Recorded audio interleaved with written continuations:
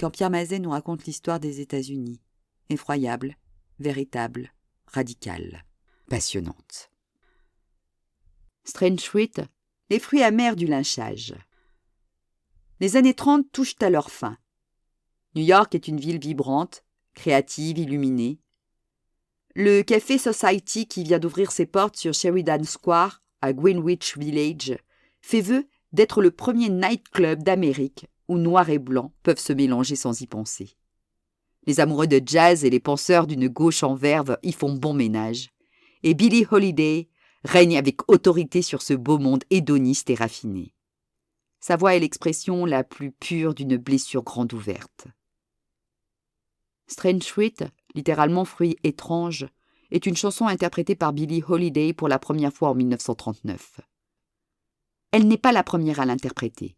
Tirée d'un poème écrit et publié en 1937 par Heber Meeropol, c'est un réquisitoire artistique contre le racisme aux États-Unis, et plus particulièrement contre les lynchages subis par les Afro-Américains, qui atteignent alors un pic dans le sud des États-Unis.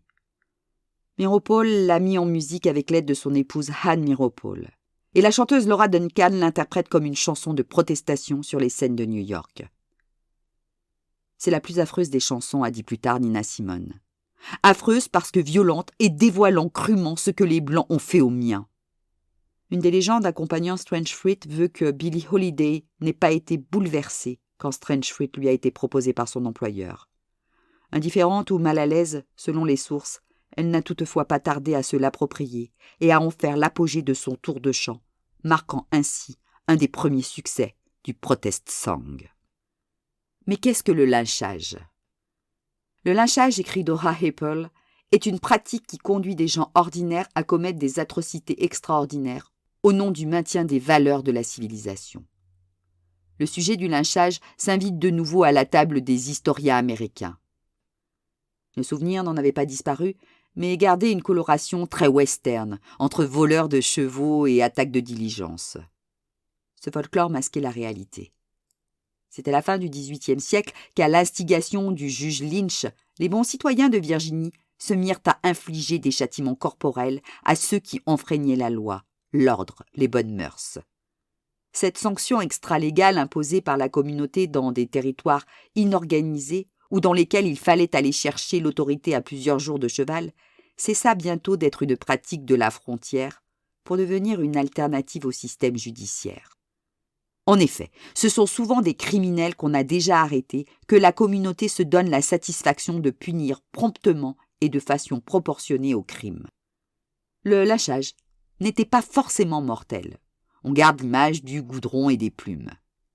Mais le devient presque toujours dans les années 1830. Gagnée par le nord abolitionniste et industriel sur le sud esclavagiste et rural, la guerre de sécession, 1861-1865, ruine la plantation cotonnière et abolit l'esclavage des Afro-Américains. Racisme et lynchage, le duo infernal. Jusque dans les années 1860, on lynche des Blancs, des Indiens, des Mexicains, des gens de la frontière, des voleurs de bétail, des hommes sans foi ni loi, mais peu de Noirs. C'est à leurs propriétaires de faire justice, et ils hésitent.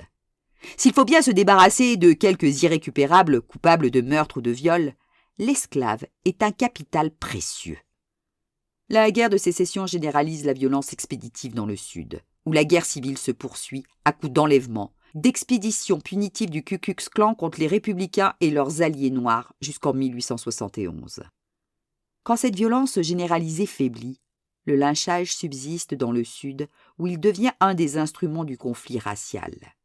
La liberté a privé le noir de valeurs marchandes. Corvéable sous le paternalisme domanial, l'ancien esclave se mue en prolétaire du capitalisme cotonnier. L'homme libre a le privilège d'être lynché. De 1880 à 1952, les historiens décomptent environ 6000 lynchages.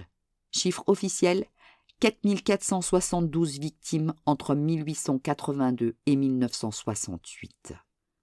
Lynchage communautaire ou sous la houlette du Ku Klux Klan, né le 24 décembre 1865 pour garantir la suprématie blanche et puritaine.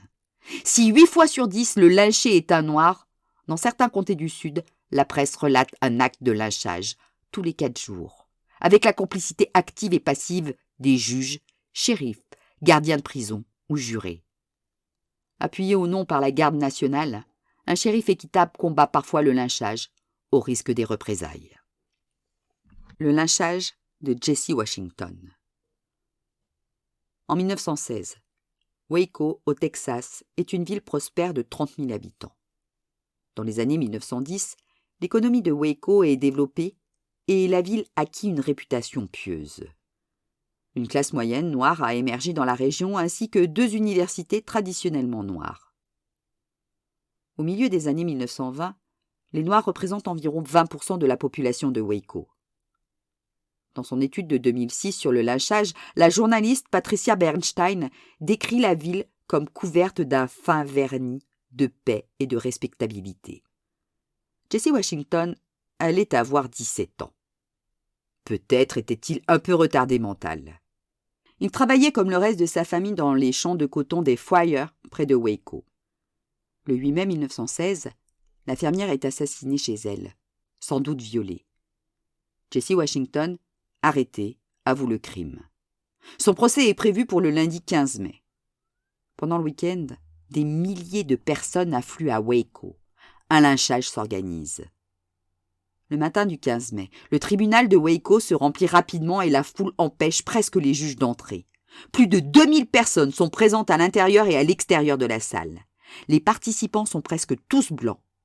Mais quelques membres silencieux de la communauté noire de la ville sont néanmoins présents. Lorsque Washington est amené à l'audience, un homme pointe un pistolet sur lui, mais est rapidement désarmé. Le juge tente de maintenir l'ordre et demande à l'auditoire de rester silencieux. Le choix des jurés se fait rapidement, la défense ne s'oppose à aucun des choix de l'accusation. Dans une salle où s'entassent des centaines d'hommes en armes, le jury a à peine le temps de déclarer coupable que, au cri de « Get the Niger », un groupe s'empare de lui. Le Waco Times-Herald décrit la suite. Il le traîne en bas des escaliers, lui place une chaîne autour du corps et l'attache derrière une auto. La chaîne casse. Un grand gaillard la fixe à son poignet et tire Jesse Washington derrière lui. Sur le chemin, la foule arrache les vêtements du garçon, le frappe avec tout ce qui lui tombe sous la main, des briques, des pelles, des bâtons. On lui coupe les oreilles et on lui coupe le sexe. Il reçut tellement de coups et de blessures qu'il n'était plus noir, mais rouge de sang, des pieds à la tête quand on arriva au lieu du supplice. Toutes sortes de matériaux inflammables ont été empilés au pied d'un arbre. On y met le feu, et on jette la chaîne passée autour de son cou au-dessus d'une branche pour le suspendre dans les flammes. L'adolescent s'accroche à la chaîne, on lui coupe les doigts. On le plonge à plusieurs reprises dans le feu où il se tord, langue pendante. Les spectateurs étaient accrochés aux fenêtres de l'hôtel de ville et des autres bâtiments d'où on avait une bonne vue. Et quand le corps du noir commença à brûler, des cris de joie s'élevèrent des milliers de poitrines. On estime la foule entre 10 000 et 15 000 personnes. Jesse Washington met longtemps à mourir, car aucun des 25 coups de couteau qu'il a reçus n'est mortel et on prend soin qu'il ne s'étrangle pas. Pendant que son corps se carbonise dans les cendres fumantes, la foule s'écarte pour permettre aux femmes et aux enfants de venir regarder. Au bout d'un moment, on le pend de nouveau, puis quelqu'un attrape son torse au lasso et le traîne derrière son cheval dans les rues de Waco.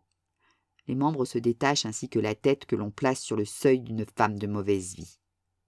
Des petits garçons s'en emparent pour extraire les dents, qu'ils vendent 5 $ pièce.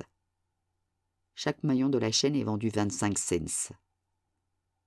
Les restes sont ensuite emmenés à Robinson, le village noir dont Jesse Washington est originaire, et exhibés pendant quelques heures sur un poteau téléphonique. On les récupère pour les jeter de nouveau dans le feu à la fin de l'après-midi, et finalement à la fosse commune. Les suites. Comme cela a été la norme pour de tels événements, personne n'a été inquiété pour avoir participé au lynchage. Il n'y a pas eu non plus de répercussions négatives pour Dollins et le chef de la police, John McNamara. Bien qu'ils n'aient rien fait pour arrêter la foule, ils sont demeurés très respectés à Waco. En cette année 1916, la même population qui lynche des Noirs participe à des manifestations contre la barbarie allemande en Belgique et s'émeut du sort des Arméniens. La plupart des Américains d'aujourd'hui ne peuvent le comprendre. Après l'exposition itinérante de photos de lynchage Without Sanctuary, organisée il y a quelques années dans de petites villes du Sud, la presse locale se faisait l'écho des réactions stupéfaites d'hommes et de femmes qui interrogeaient leurs parents sur ce passé. Ces photos, ces cartes postales, une série complète pour le supplice de Jesse Washington offrent au public la vue insupportable des corps mutilés dans leur nudité et leur saleté. Plus insupportable encore, sur ces mêmes cartes, figure une foule de témoins, parmi lesquels les bourreaux qui regardent l'objectif, souriants ou fiers. La juxtaposition de ces misérables dépouilles et de l'absence de remords, de la bonne foi satisfaite des spectateurs ouvre un abîme. En effet, ce ne sont pas des photos de guerre, prises par des correspondants dans des conditions dangereuses. Des photos de l'univers concentrationnaire mises en scène par les libérateurs.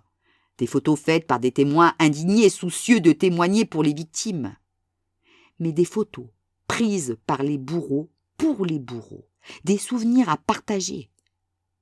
James Allen, qui a rassemblé cette collection, les a retrouvés chez des membres du Ku Klux Klan, mais aussi dans des albums familiaux, à côté des photos de vacances. Elles ont été pour la plupart prises par le photographe du coin. Ainsi Fred Gildersleeve, dit Gildy, honorable photographe de la ville de Waco pendant une 50aine d'années, était installé dans le bureau du maire, aux premières loges.